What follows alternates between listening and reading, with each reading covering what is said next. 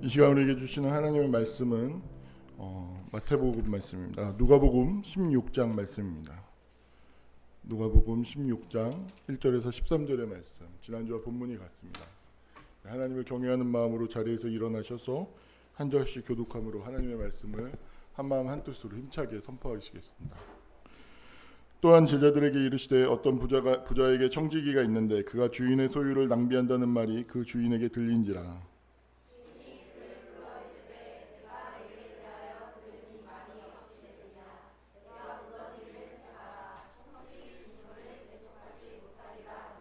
청지기가 속으로 이르되 주인이 내 직분을 빼앗으니 내가 무엇을 할까? 땅을 파자니 힘이 없고 빌어먹자니 부끄럽구나.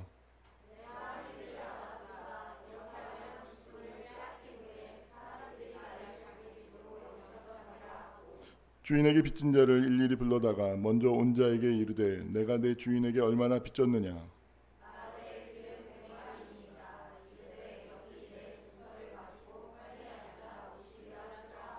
또 다른 이에게 이르되 너는 얼마나 빚졌느냐. 이르되 밀 100석이니이다. 이르되 여기 내 정서를 가지고 80이라 쓰라 하였는지라.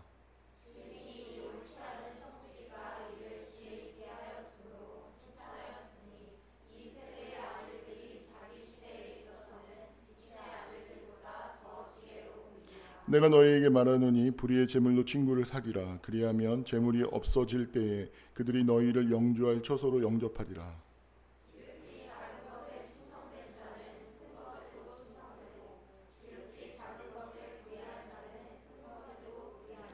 너희가 만일 불의한 재물에도 충성하지 아니하면 누가 참된 것으로 너희에게 맡기겠느냐.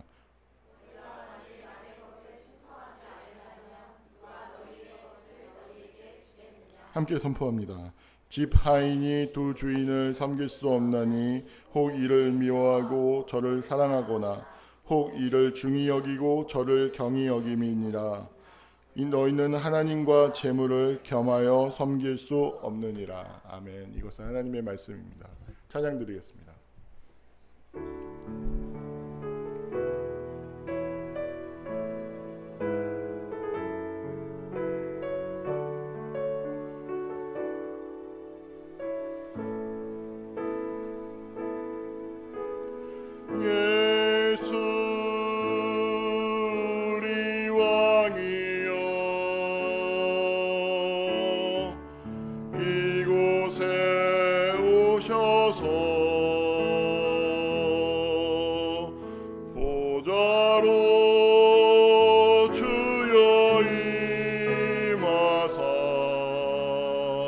찬양을 받아 주소서. 주님을 찬양하오니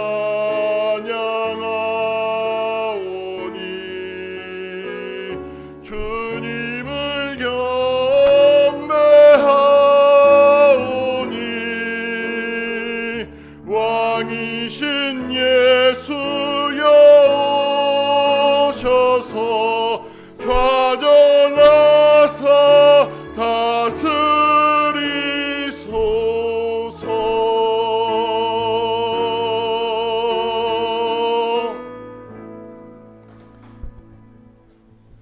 아멘. 자리에 앉으시기 바랍니다. 우리 앞뒤 좌우에 있는 분들과 함께 인사 나누시겠습니다. 하나님께서 당신의 존재를 있는 그대로 축복하십니다 라고.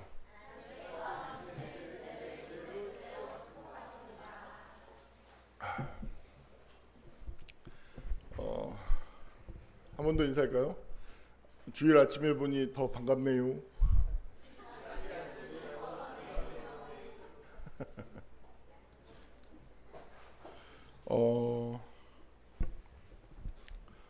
이번 주 불금 예배도 중요한 어떤 내용의 설교가 있어요. 본 개념들도 있고. 그래서 꼭 불금 예배도 시간이 되시면 꼭 들으실 수 있었으면 좋겠습니다. 오늘 말씀을 계속해서 옳지 않은 청지기, 불의한 청지기 비유 말씀을 나아가고 있어요. 하나님은 인간의 마음 혹은 어떤 언어 그 무엇에도 다 담길 수 없으신 분이죠. 하나님을 그래서 안다는 것은 하나님께서 당신을 보여주지 않으면 하나님을 안다는 것은 거의 불가능한 일이죠. 근데 우리가 꼭 우리 기독교의 신앙을 생각할 때 우리가 반드시 알아야만 하고 이해해야 하고 전제해야만 하는 것이 있는데, 그것은 구약과의 관계이죠.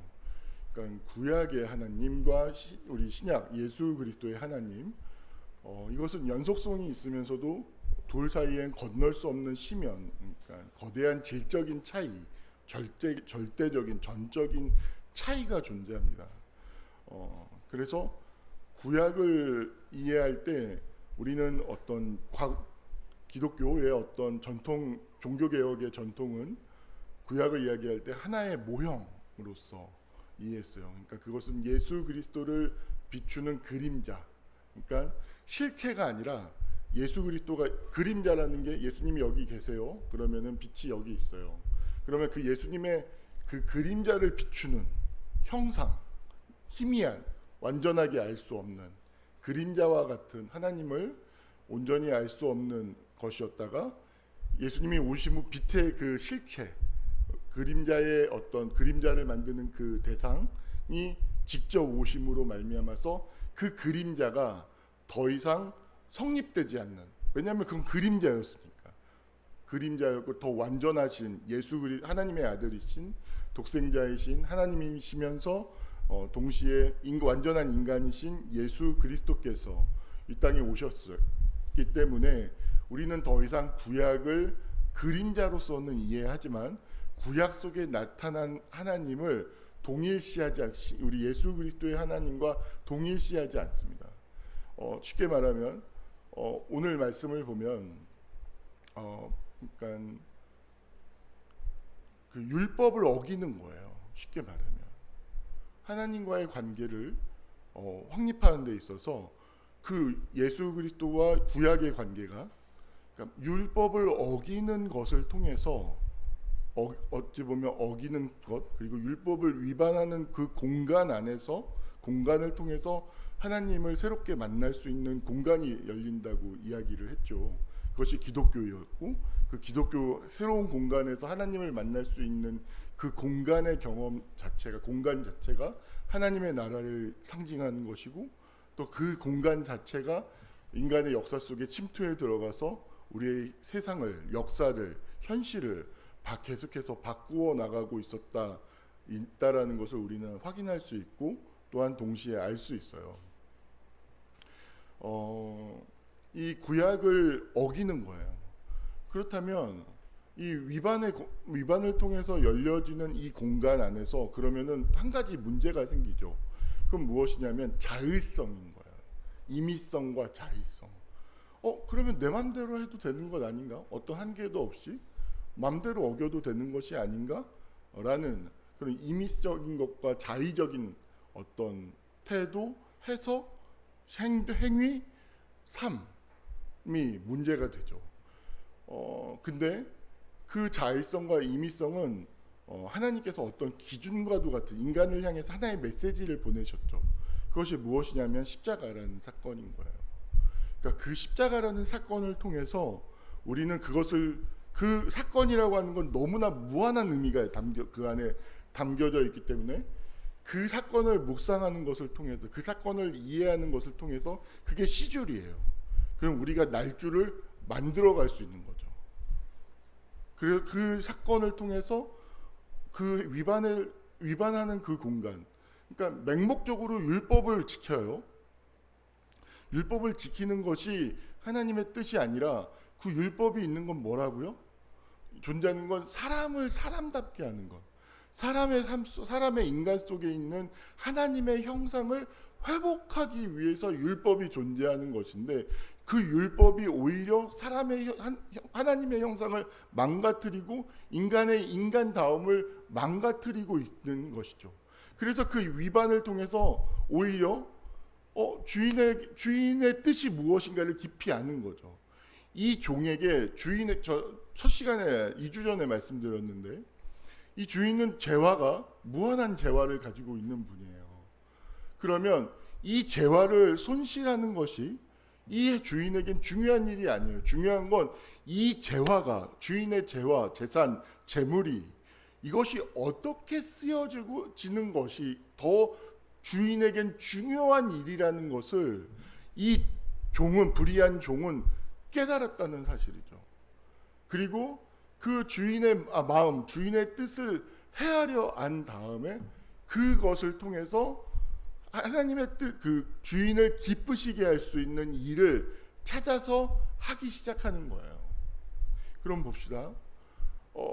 불금 시간에도 얘기했지만 조르주 아감벤이라는 이탈리아의 그 정치 철학자가 정치 철학자이면서 그냥 철학자이기도 한 굉장히 유명한 개념이에요. 조르주 호모사케르. 이 말이 세월호 사건이 있을 때 굉장히 많이 회자되었었어요. 회자되면서 그 현상을, 세월호라는 현상을 이해할 수 있도록 도왔는데, 불금 시간에 말씀드렸던 것처럼 이 호모사케르라고 하는 개념은 문자 그대로 얘기하면 벌거벗은 자예요. 벌거벗은 자, 벌거벗기다.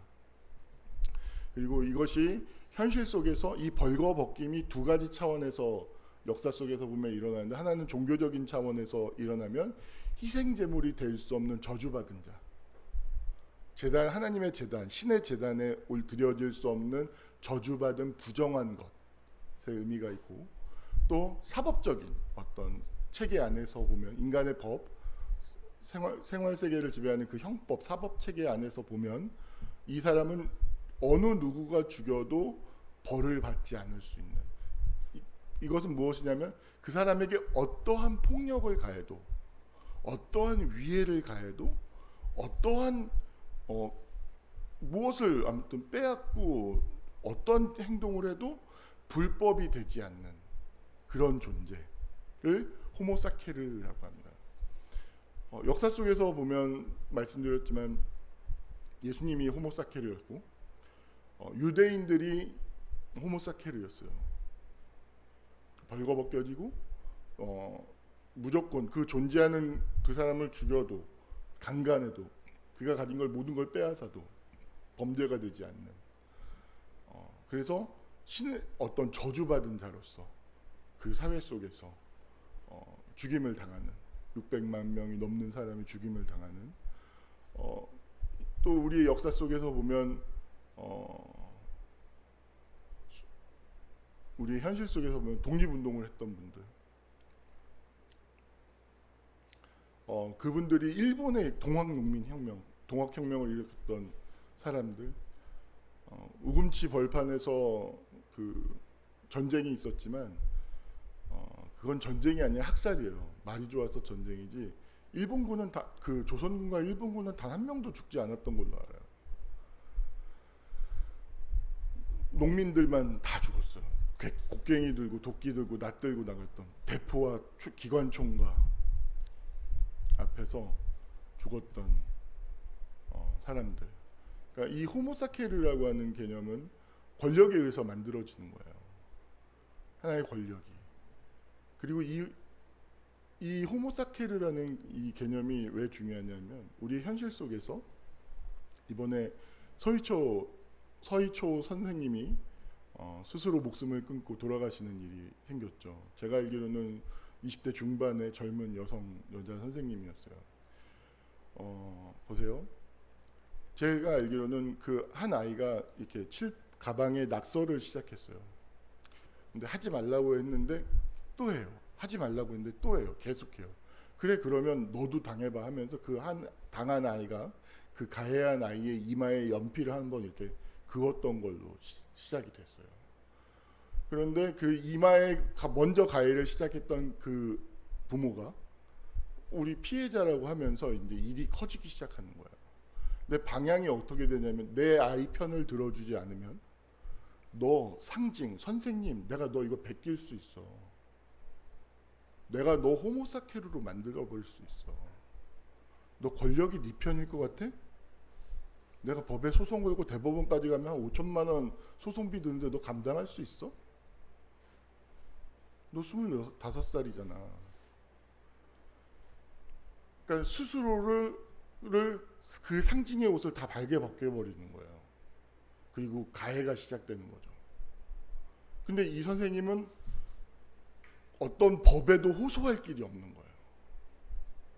어떤 법에도, 어떤 현실에도. 왜냐하면 그 권력을 행사하고 있는 그 사람이 우리가 살아가는 이 현실, 대타자라고 불리워질 수 있는 이 대타자의 현실을 대변해서 반영하고 있는 존재자인 것이죠. 그랬을 때 그분이 저항을 하고 싶은데 호소할 수 있는 길이 죽음이라는 형태 외에는 저항할 수가 없었던 거예요. 표현할 수가 없었던 거예요. 그래서 이 소이초 사건에 있어서 본질적인 것은 권력의 문제예요. 하나의 권력이 한 인간을 향해서 그 사람에게 폭력을 가하고 위해를 가하는 이 폭력이 이 사태의 본질인 거예요. 그래서 제도의 문제를 통해서 어느 정도는 개선될 수 있겠지만 이것은 어떤 제도를 운영한다고 할지라도 그 제도를 운영하는 인간이 그것을 악용하면 그 제도는 반드시 악을 생산하게 될 수밖에 없는 거예요. 이것은 인간 본성 속에 있는 악의 문제와 굉장히 연결되어져 있죠. 우리 또 웹툰 작가로 유명한 신과 함께라는 작품을 쓴 그 원작가라고 하는 주호민 씨도 마찬가지죠.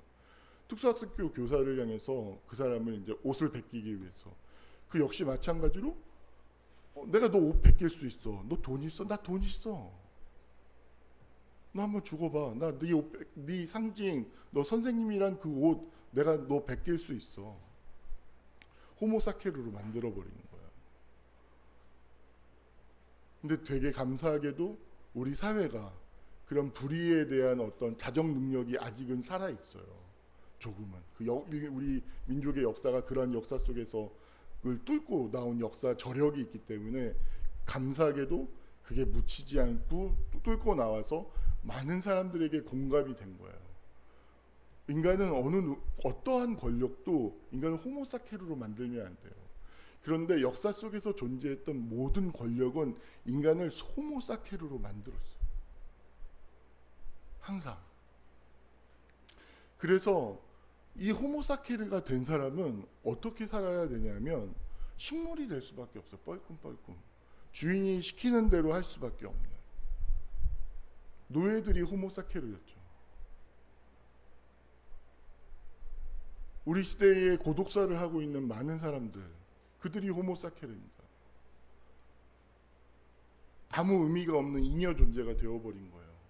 누가 나에게 알아주는 사람도 없고.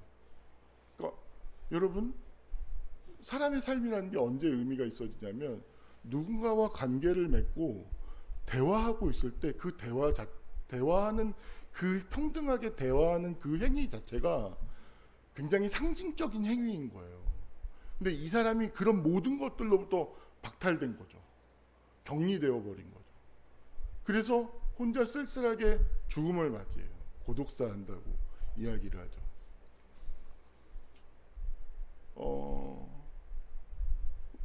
이 호모사케르를 만들고 있는 이 권력의 불이함에 대해서 이 악을 증거하고 드러내기 위해서 저는 십자가의 의미가 말로 표현할 수 없는 무한한 의미가 그 안에 담겨져 있지만 그 중에 하나의 커다란 줄기 하나는 하나님이 이 세상의 이 세상의 권력의 악을 드러내는 사건이에요. 아무 죄가 없으신 예수 그리스도조차도 이렇게 벌거벗기고 하나의 호모사케르로 만들어버리는 이 세상의 정사와 권세와 권력과 죄와 사망의 권세와 마귀의 권세의 그 악을 하나님께서 십자가에서 드러내 보이시는 거예요. 그리고 그 악은 우리 안에도 다 있어요. 우리는 조건이 없었을 뿐이에요. 제가 만약에 검사 아들로 태어나서 우리 아버지가 예를 들어서 서울 고검장 아들이었어요. 어려서부터 벤츠 장난감, 어려서부터 여러분 빈부의 차이가 어디서 만들어지냐면 매우 마음이 아픈 게요. 가난한 아이들은 유소년 뇌가 형성되는 0에서 5세 사이에 집에서 먹는 분위기, 그 꿀꿀한 분위기가 매우 질이 낮은 미디어에 노출돼서 뇌가 만들어져요. 근데 돈 많은 애들은요, 저기 알프스, 히말라야, 태평양, 저기 그랜드 캐년, 무수한 것을 이미 감각적으로 보고요, 감각적으로 경험하고 얘기해서 이미 뇌 자체가 7세에 도달했을 때 이건 어떠한 노력을 해도 따라잡을 수 없는 뇌의 그 격차가 만들어져요.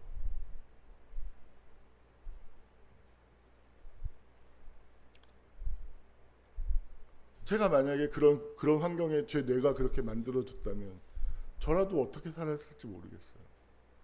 솔직히 말해서. 저도 호모사케르로 만들어버리는 권력에 동참해서 그것을 당연하다라고 얘기할 수도 있을 가능성이 많아요.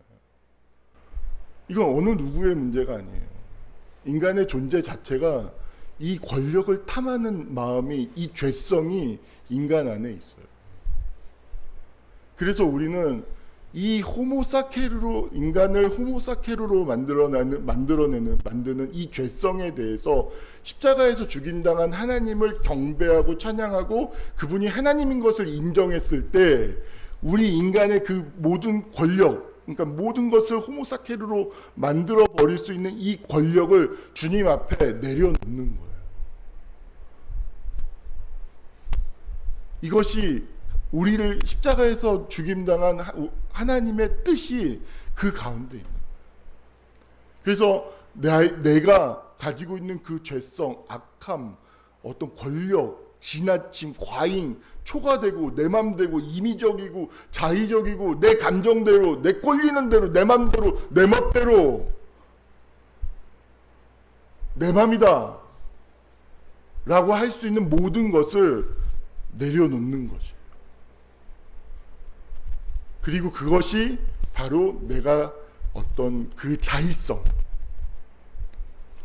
내 맘대로 할 수 있는, 하나님이 나에게 자유를 주셨지만 자의성과 임을성을 통해서 지나치고 초과적인 어떤 충동적인, 어떤 즉각적인 어떤 쾌락과 만족을 구하는 이 마음을 내려놓을 수 있는 거예요. 그리고 그 속에서 생각할 수 있는 거죠. 하나님이 기뻐하시는 뜻이 무엇일까? 하나님이 원하시는 것이 무엇일까? 십자가를 보면서 생각하고 그것을 할 수 있는 그 공간을 하나님이 우리에게 만들어주시고 허락하신 거예요. 이 종이 하나님한테 인정받게 되는 것은 바로 그 공간을 만들고 확보하고 하나님이 어떠신 분인가를 생각하고 묵상하면서 그것을 실천했다라는 거예요. 행했다라는 거예요. 자신의 삶을 돌이켜서. 매우 중요한 일이죠.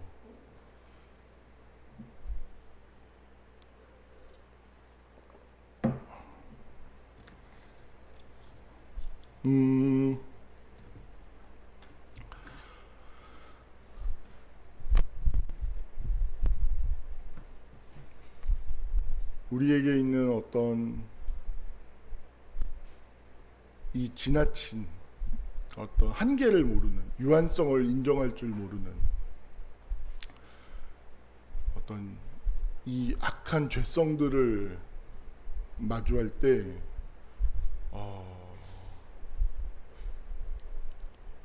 저는 두려워요. 삶이. 그래서 인간은 어떤 거대한 어떤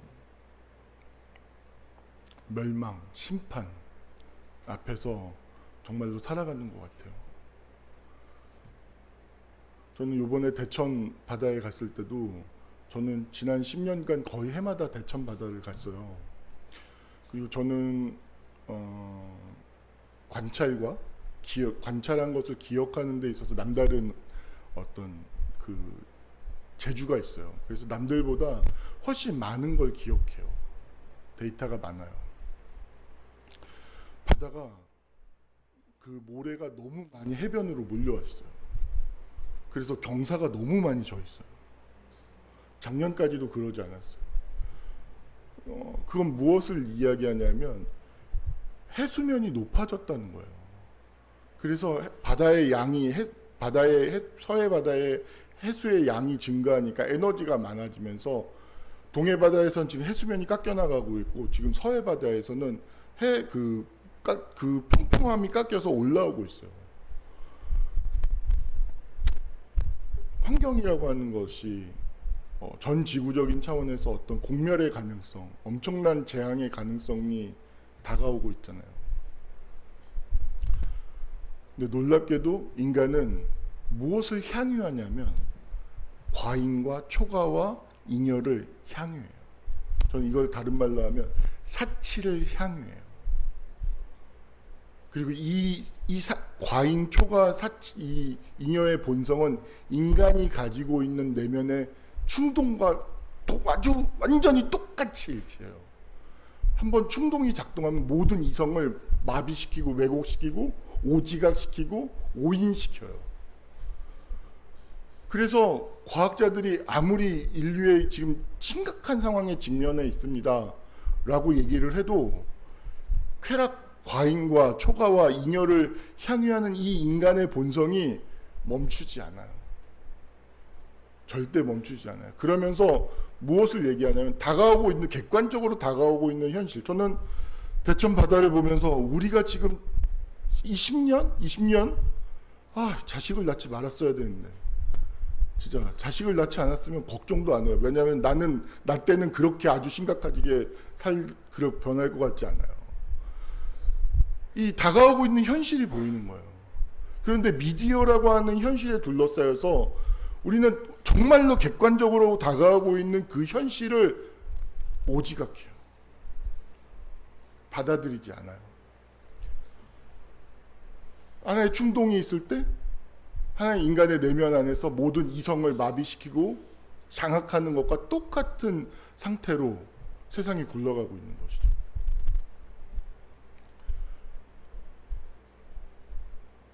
이때 굉장히 중요한 건 뭐냐면 이런 엄청난 다가오고 있는 재앙과 현실 앞에서 현실 속에서 무엇이 만들어지냐면 엄청난 호모사케르가 양산된다는 거예요. 난민들, 집을 경제적으로 어려운 수십만 명의 어떤 경제적인 극빈자층이 형성되는 그 한 시대의 호모사케르가 형성된다는 거예요.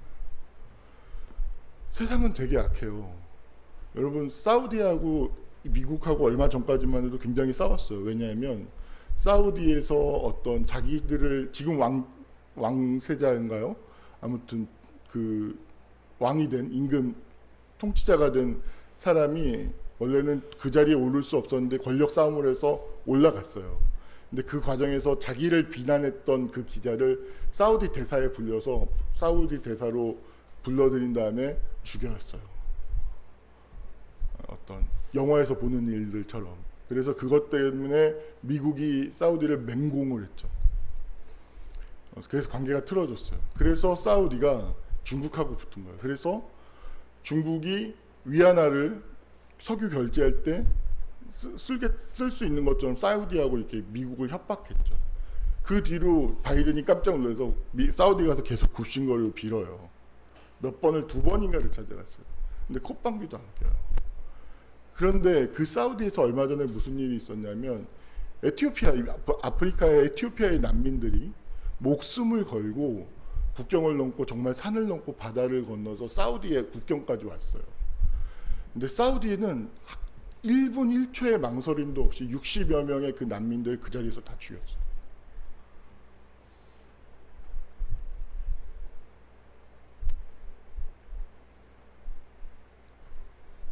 이것이 우리 사회 속에서 일어나고 있는 현실이에요. 우리는 이런 사회를 살아가고 있어요. 그런데 우리는 그것을 자각하지 못해요. 이해하지 못해요. 우리가 살아가고 있는 현실.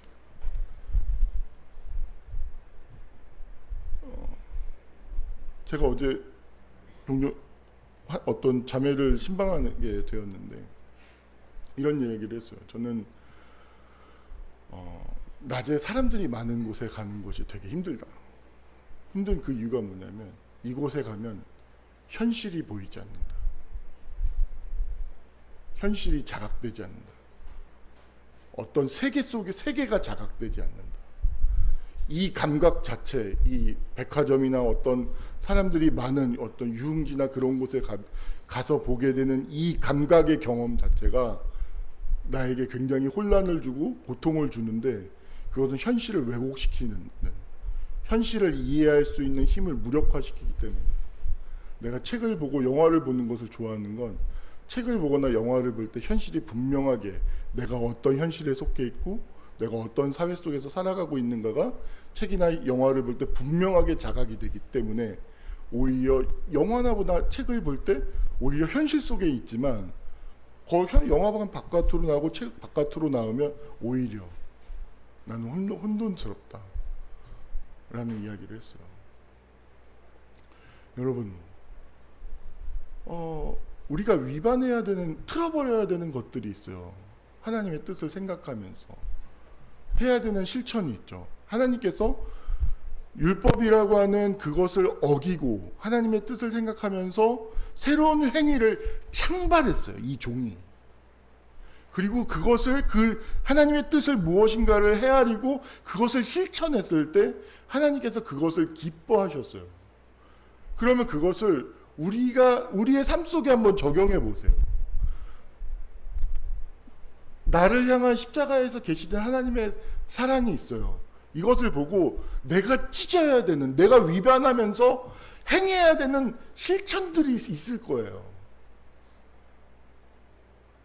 그것들이 무엇인지 여러분들 생각해 보시고 그것들을 실천할 수 있었으면 좋겠어요. 저는 작은 실천 중에 하나가 속지 않는 거예요. 깨어 있는 거죠.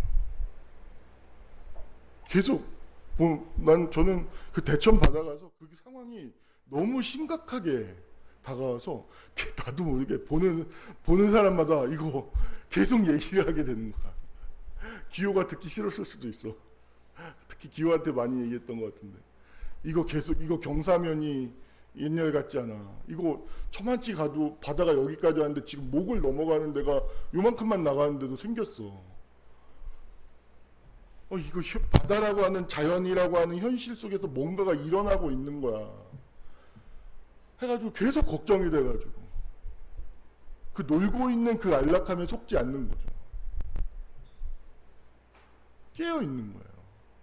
속지 않는 거예요. 여러분들이 실천해야 될 것이 무엇인지 스스로 생각해 볼 수 있었으면 좋겠어요. 당연하다고 생각하는 것이지만 그것이 당연한 것이 아닐 수 있는 것이죠. 말씀을 마무리하기 전에 오늘 제가 쓴 글 좀 한번 같이 볼까요?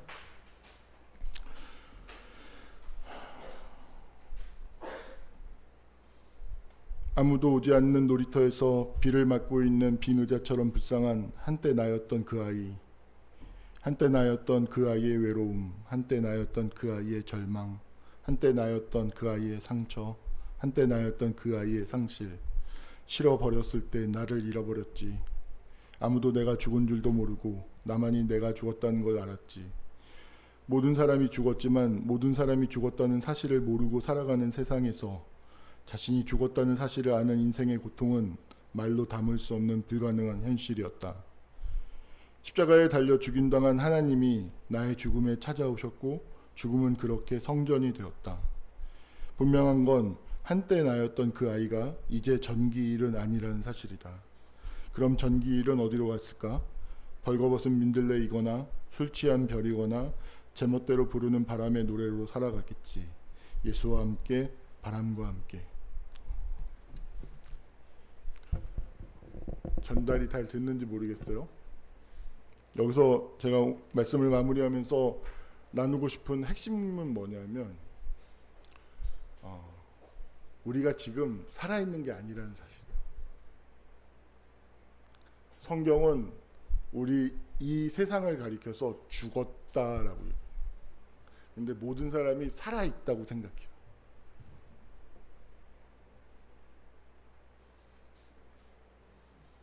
무슨 얘기인지 아시겠습니까? 그래서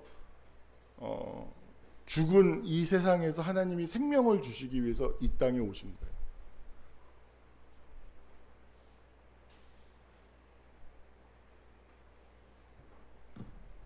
기독교회가 어떤 힘을 얻고 전도가 되고 생명을 얻었을 때는 언제였냐면 바로 모든 사람이 실은 죽어 있었다는 거. 살아있는 것 같지만 그게 죽음이었고, 그리고 생명을 예수 그리스도를 통해서 살아있음, 생명을 경험했을 때 그 생명의 경험이 바로 전도의 힘이었고 선교의 힘이었어요. 그래서 구원받았다는 것이 무엇인지를 자명하게 알 수 있어요. 근데 우리 시대는요, 제가 말씀드렸던 것처럼 미디어가 장악하고 이데올로기가 다 장악해서 인간의 지각과 판단을 이미 다 지배하고 있어요. 감각, 어떤 것이 해석되는 것, 모든 것들이 이미 다 장악되어져 있어요. 알 수 없어요. 그래서 내가 죽었다는 사실을 이해하지 못해요. 그래서 되게 놀라운 건 매트릭스 같아요.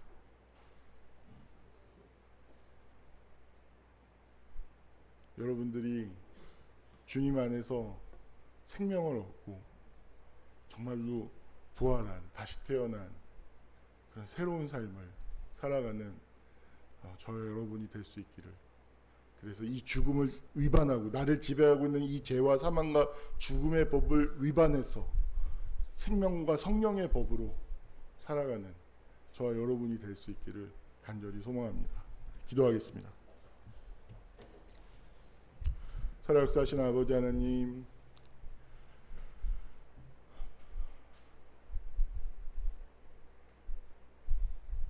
어쩌면 우리 모두가 이미 죽어 있습니다. 살아있다는 거대한 환상과 거대한 착각이 이 세상을 지배하고 있을지도 모릅니다. 주님, 오셔서 이 죄와 사망의 권세에서 우리를 구원하여 주시고 우리가 죽음이 아닌 생명의 삼킴바 되어서 하나님 안에서 살아가는 참된 기쁨과 구원의 감격을 누리는 복 있는 사람들이 다 되게 하여 주시옵소서. 이 모든 것을 우리를 죄에서 구원하신 예수님의 이름 받들어 기도하옵나이다. 아멘.